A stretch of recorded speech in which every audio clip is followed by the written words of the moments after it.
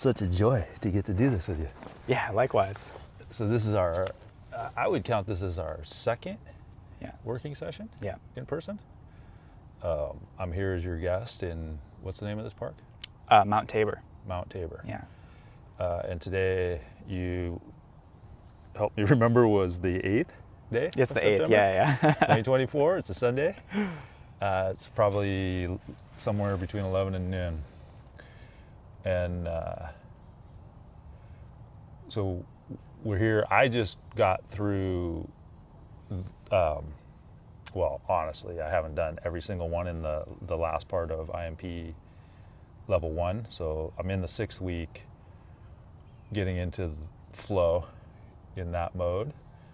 And today, what we had talked about doing was we just walked from one side of the park to the other, right? Basically, or doing the scouting, and we played a little bit on 2 different trees, got a couple things, and then we're here at one of your favorites, it seems like. Yeah.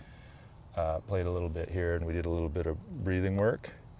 And the thought here was you were going to take me through some of your, you said you'd been developing a shaking practice? A series of shaking practices, yeah. A series of shaking practices, and then you had also talked about playing a little bit with incline. Yep. Which I see a pretty dramatic incline over here. I'm wondering if this is the one that you had in mind. It's not this one, but it's pretty close. Okay. Yeah. So we'll play with gravity, I suppose, on an incline, which should be fun. And then you've got a toy to play with, at least one here, looks like. And we said there was something. Oh, so we've also been doing the philosophy thing. Yep. So in the walk, we're already deep into I would call them fundamental ideas, like systems of ideas. And it just feels very rich to practice with you. You represent a very different approach to, well, I'll just say the practice, or Rebecca says the ecology of practices. Yeah. We have these fancy words. We have these big systems of practices, systems of practice.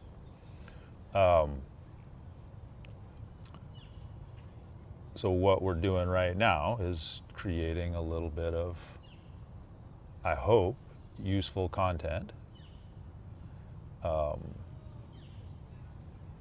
And it seems like there was one other thing that we had contemplated doing today. When we were walking up the other side, we said scouting.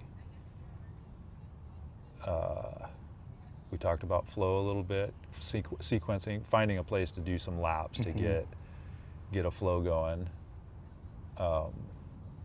Maybe not. Am I leaving anything out that we talked about so far? That's everything right now.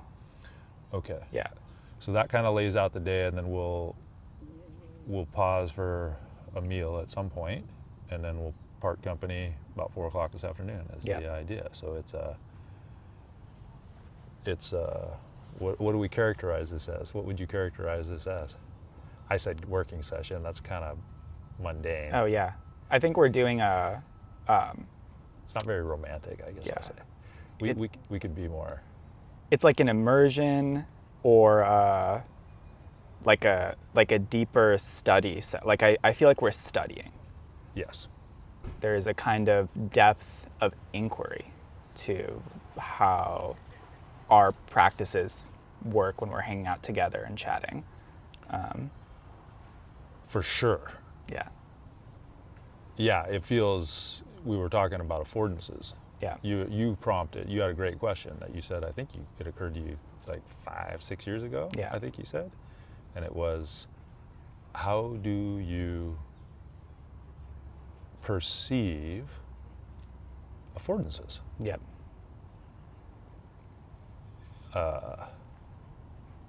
And I love questions like that, and I love that one in particular because I do think it is a fundamental question. I've heard people construe it as a problem, which is, I don't like construing it as a problem, but that's how I've, philosophically speaking, that's how I've heard about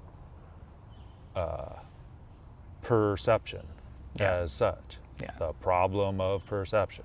Yeah. Well, I'm the eternal optimist, I suppose. So I'm going to reframe it and say the opportunity of perception. Yeah. It's still a mystery. How is this? What's going on here? How is it that I'm perceiving anything and then it just explodes into affordances? Yeah.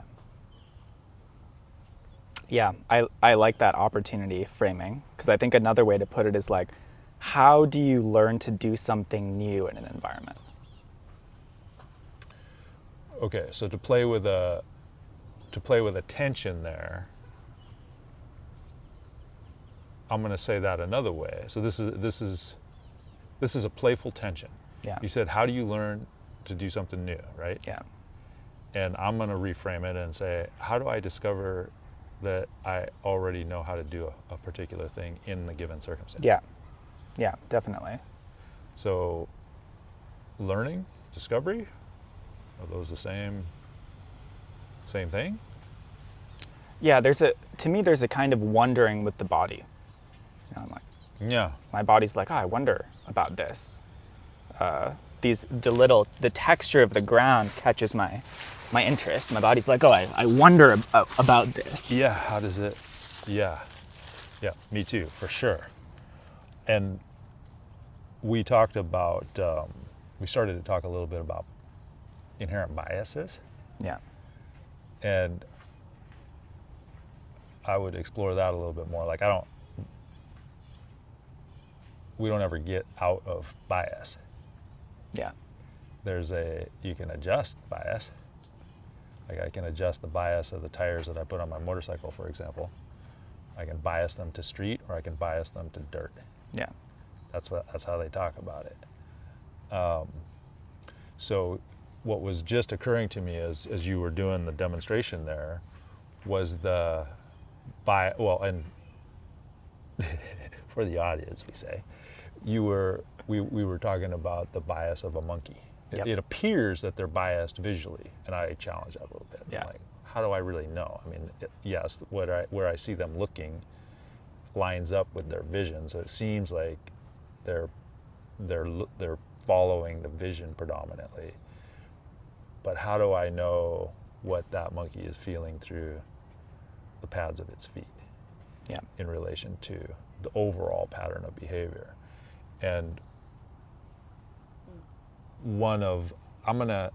I'd like to know what you think of this. Like, one of the biases that I think I embody is one that is very long range. Mm-hmm. As in, I feel here, yeah, I'm curious about this, but my bias, my tendency is actually to move attention to the horizon. Yep. Wherever the horizon is. Yep.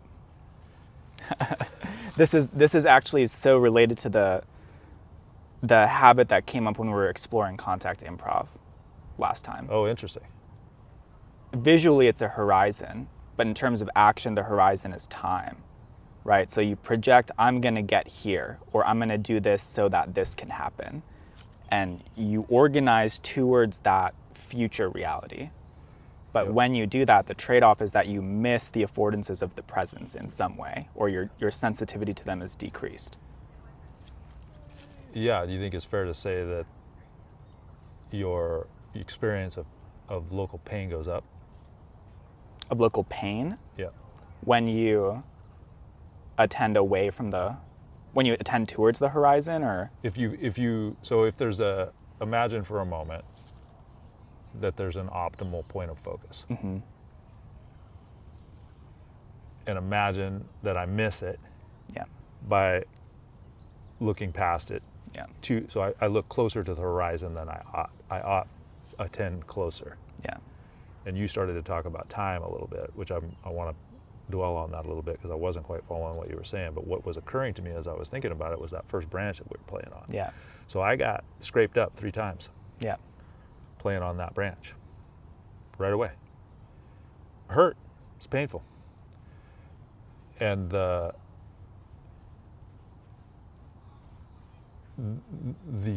horizon in that circumstance, maybe I'll say the analogy I'll just call it the horizon. The horizon in that circumstance was I could see a step vault. Yeah. Like I could see my body, I could feel it to some extent, just standing there, looking at the branch after feeling it. It's very dynamic. That branch was moving probably 2 to 3 feet when you grab a hold of it. It was swaying. So I can imagine, I can see a body, I can imagine a perfect step vault through that thing as the branch is bending. And I move my body to that horizon, towards that. You said you start to arrange? Yep. Is that how you said that? Organize yourself. Organize myself to that horizon, Yeah. that event horizon. This body is gonna move as I imagine it. Yeah. No, it's not. Not the first time. Oh, I was a little overambitious. Slow down. So now there's the time. So can Yeah. you pick it up there on the time? Yeah. The way that I was kind of thinking about it is that when I practice, and we kind of started this thread about like, when I watch people practice, you know, especially if we're in a vein of parkour or nature, they tend to do certain things and not do other things, right? People tend to grasp, hang, post up with the leg. They tend not to like cozy their back up to things or lay their belly on it or kind of trace the curve of a branch with their gaze. Yeah. So there's already this limiting of the affordances in the present because of an idea of what you're gonna do or want to do. Yep. And that's where some of these games that I want to play with you kind of come in. Because when I watch people move, the most interesting movement happens when we're playing these games where it's like, oh, you just follow the tennis ball, right? You follow the tennis ball and then people are following the tennis ball and they're moving and they're starting to do all kinds of really interesting, dynamic, and brilliant movement. What is that? And why does that kind of spontaneity go away sometimes when, in my practice, for example, I'm like, oh, I'm gonna go do parkour, do a series of vaults or precision jumps, and something leaves because I'm already imagining ahead of time what I'm gonna do. Yeah. And that's totally valuable in practice, but my practice suffers if I don't create spaces where that kind of organic effervescence of movement can come up. That's a great word. Yeah. Okay. Well, you wanted to maybe climb a little here, play a little here, or what do you want to do before we? Let's do some shaking. Okay. Some shaking, just to warm up. Do you want to record that, or? We can absolutely record it. Okay. This is definitely still rough, so edit out whatever you feel like. Let me double check the frame here. So, or where do you want to be? Anywhere that you set it up. So we will both be on the tree, shaking from the tree. Okay. Why don't you get in the tree so I have a target to frame on? And we will also be on the ground, so it may need to move around a little bit. So do both real quick. So one is like, whoa, you can go like.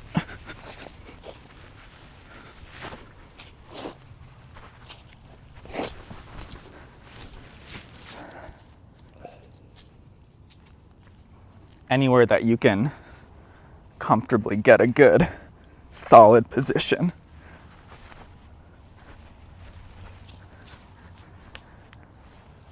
Okay. But we'll start on the ground. Okay. So the way that I'm So thinking. I think we got to be in here. Yeah. You are there. You're just at the edge of frame. Yep. Your head's.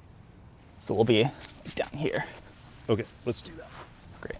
So the way that I'm currently thinking about shaking is that some part of the body is going to be the motor, and the rest of the body is going to be moved by that motor.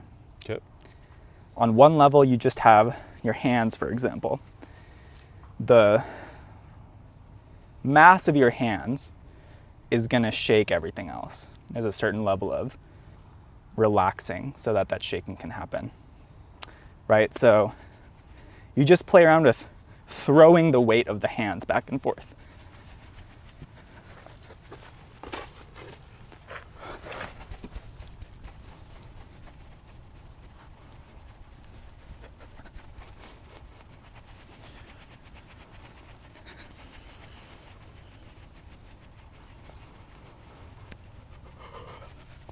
Yeah.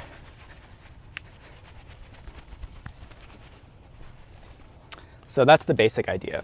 Okay. So I want to build that idea to a kind of standing position. I don't know how much of this will get caught. We'll kind of be up and down. That's fine. So you can, I think what a lot of people tend to do is you shake with the hips, Yep. right? And everything else kind of moves. Yep. Can the hands be the engine to shake the hips? So you can relax the musculature. Right, different from this. So you're starting out here. You're Yeah. starting out the periphery. Yeah. And what I'm doing really is moving one hand forward in space and one hand backwards in space slightly. Yeah. Yeah. So in order to do that, though, it's got to come from the hips. No. It's If I start, it's the momentum of the hands moving and the connection to the earth. it's So you can do it, right, with your hips. So this is starting with my hips. And there's a sequence of timing. I can start with my hips and then it radiates out. And then this starts with my hands and it radiates in. So starting with the hands means wrist, right?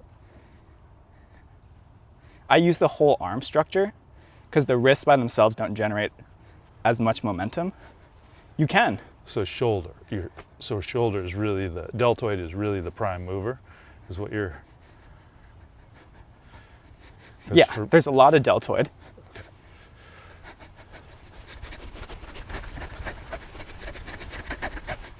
Yeah, that's. Can you tell that it's different from starting with your hips? That's the main. I can. It's challenging for me because it's way more subtle. Yeah, yeah, I'm definitely used to starting from the core. yeah, totally. I was trained to start from the core. Totally. Yeah. So that's one level of it. The next level is laying on the ground. Have you done any dead bug stuff? Just very rudimentary. Let me back this up a little bit more. Yeah. So that we got. So I'll just say, when we do this one, mindful of your hip. And you said you had some old stuff on there, Yep. but you'll basically be on your back, letting your head rest, letting your back rest. And then you come up into a dead bug position, which is legs at 90 degrees, arms up. Good. So the same idea of using the weight and momentum of one part of your body to shake the rest. May I? Yep. So using the hip, Yep. right? So you can kind of, and just play with that. Yeah, this is, you know what mentastics are? No. Yeah, so, or you can go in and out too to get the rotators. Yeah, that's easier. Yeah, up and down. And you can do the same thing with your arms. So from the, here, I'm just gonna take these up. So really from the humerus. Yeah, I can feel that. Yeah, and it gets to your legs without you having to do anything with your legs, right? So you can just, Yeah, there's a natural rocking. yeah, that's what we're getting to. That's what we're trying to get to. So either with the legs variation or the arms variation, while you're shaking, start looking around.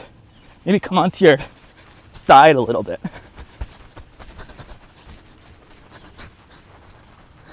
Nice.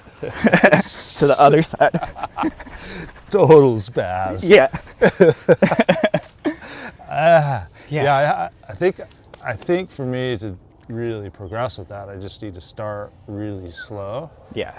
to break the habit, like you were saying, of starting from the core Yeah. and just basically go like this long enough Yeah. To to feel build to build the, I guess that's rhythm fundamentally, Yes. because you have to have an offset somewhere in the body and you're more or less harmonic yeah. through the body. Yeah, totally.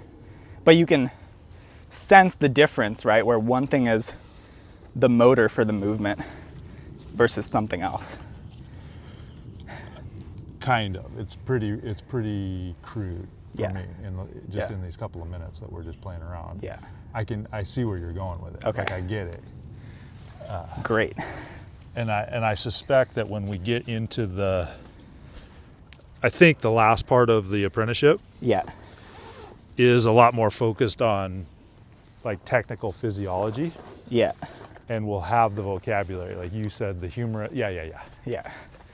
Speaking of, That's awesome. Oh, that's great. yeah. So we're gonna take this to the pelvis, right? So here's a good front view of the pelvis. Yep. Let's see. Can I put this in there? Yeah. That's albinus on anatomy.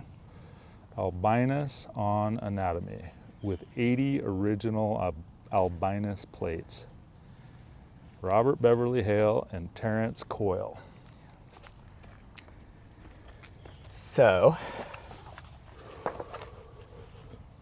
there's a couple landmarks on the pelvis that I want to point out. Okay. Lowest point of the pelvis, Yeah, so is that the sits bone? sits bones. Yep. Frontmost point of the pelvis, What do you call that? pubic symphysis. Say it one more time. Pubic symphysis. Pubic synthesis. Yeah.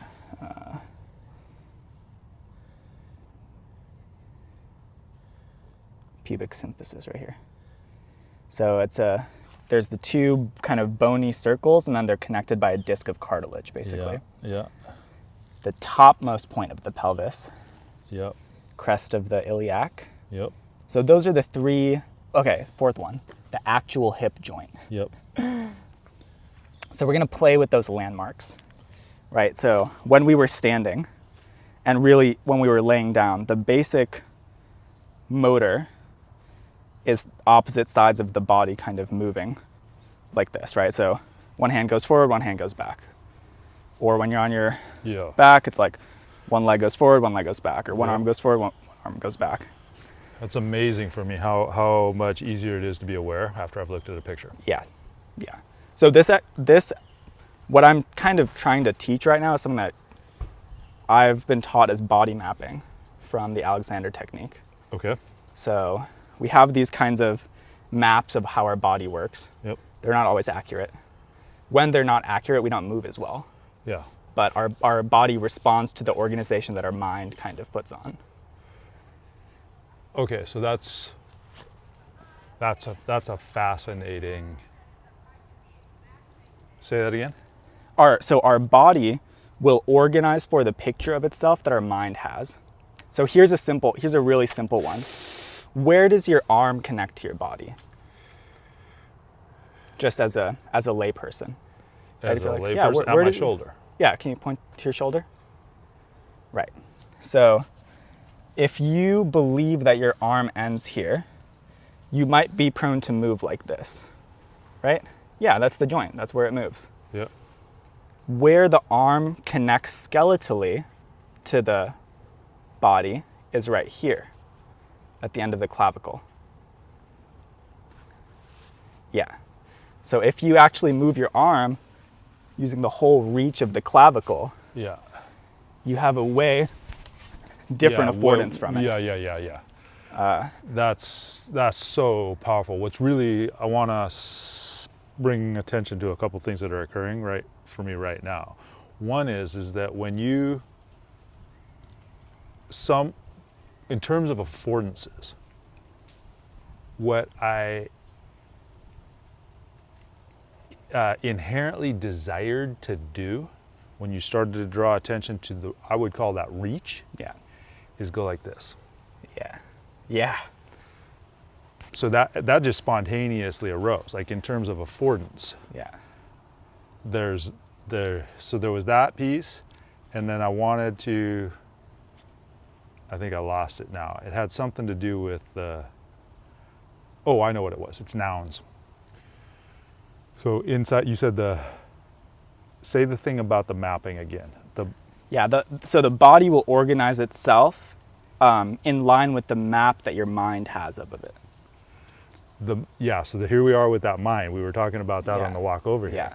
So that mind, and you said if it's not accurate, I would say if it's not precise. Yeah. So the less precise, the less graceful. Sure. Something. But the thing with the shoulder and the clavicle is inaccurate, right? Your mind is basically telling you, oh yeah, so an arm stops here, and that means it can move like this. Where Yeah. your body's structure is like, oh, if the arm stops over here, suddenly we get all this. Yeah. Okay. So we'll play with that for sure, Yeah. because what also struck me, and I said it was how much easier it is for me to feel Yeah. what's going on in this case Yeah. in the hips immediately after looking at Yeah. a picture of the skeleton, the skeletal structure there. Yeah. Couple that, so that is visual cortex, which we talked about a little bit Yeah. ago, where I know that that's heavily biased within the brain. Yeah. And now I also know that the capacity to speak the words, to name the humerus, the clavicle, that's motor cortex, Yeah. is what's affording that. So what's happening there is the synthesis of what is going on in the visual cortex with Yeah. what's going on in the motor cortex. Yeah. Yeah. Yeah.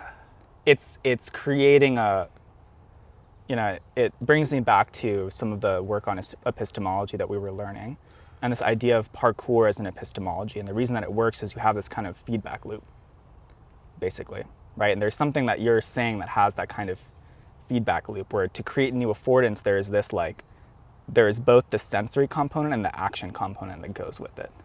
Yeah. In the case of an affordance of your map of your own body, you have the idea, this image, and then you have the ability to, you're kind of saying like, name it, grasp it in the that nouns. way. Yeah, the noun part of the Yeah. language. And that's the sense organ of the mind coming into contact with mental sense objects from Okay. our.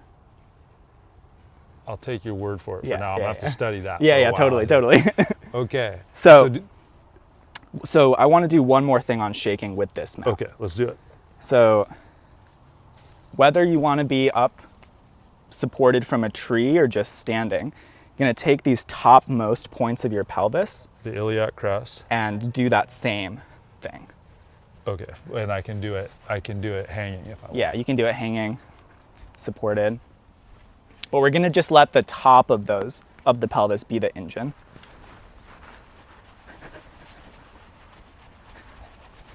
You just kind of notice what gets to let go when you do that. Oh.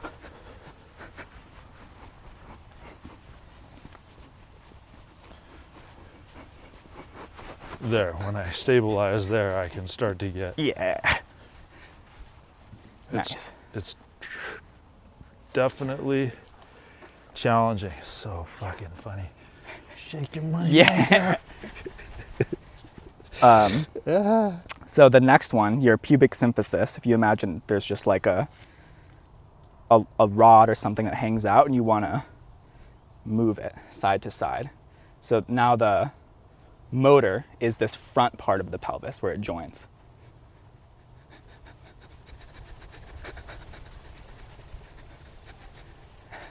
There's almost no awareness there for me. Yeah. I think that's a tricky spot for a lot of people. And it's easy to be like, oh, I'm doing it, but I'm actually moving my hips. Yep. Right.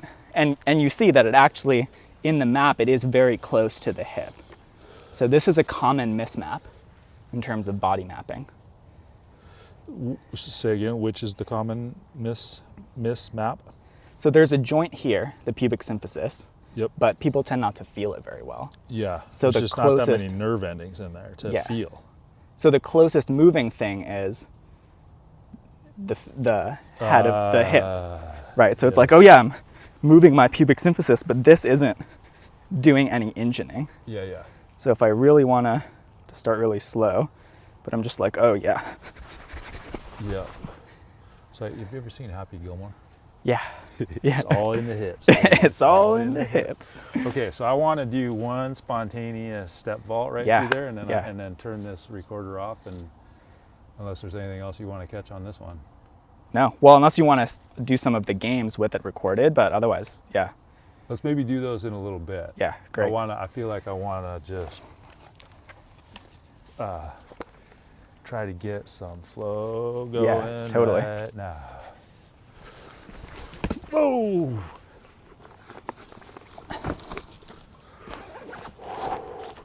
Okay, I lied. I want one more try at that.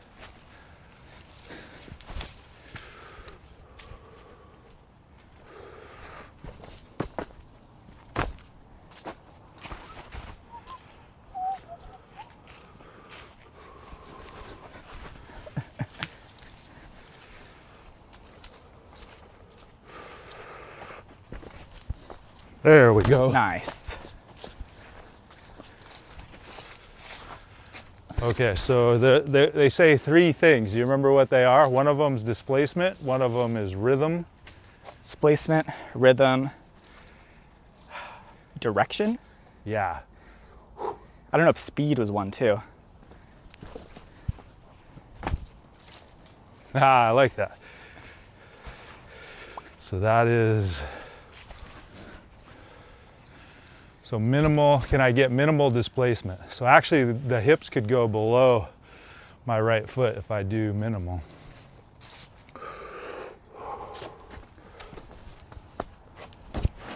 That hand placement's wrong. Oh.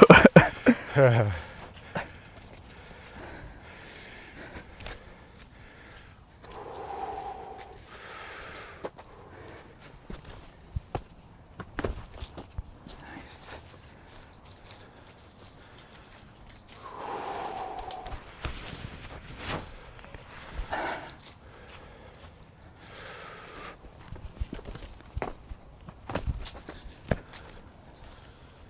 So then back through. This feels like there ought to be a kind of like a Kong up. Nope.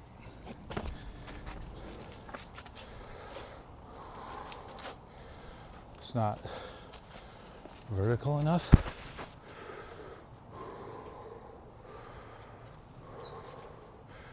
It's too early in the day, I think.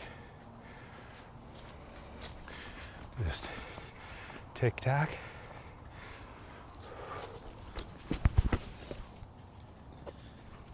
The momentum is hard.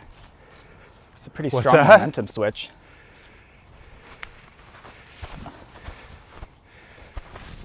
Oh, I like that. Yeah. Kept going up.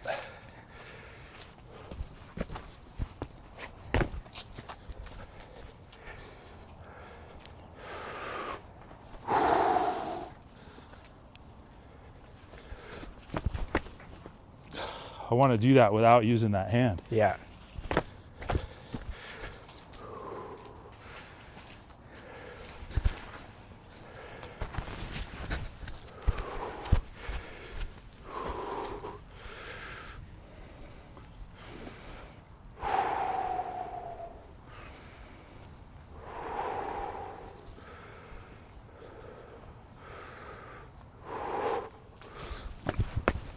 Oh, almost. You want to go? Something that I wanted to try. Let's see. Woo! Not quite. Nice. Still touched with the hand though.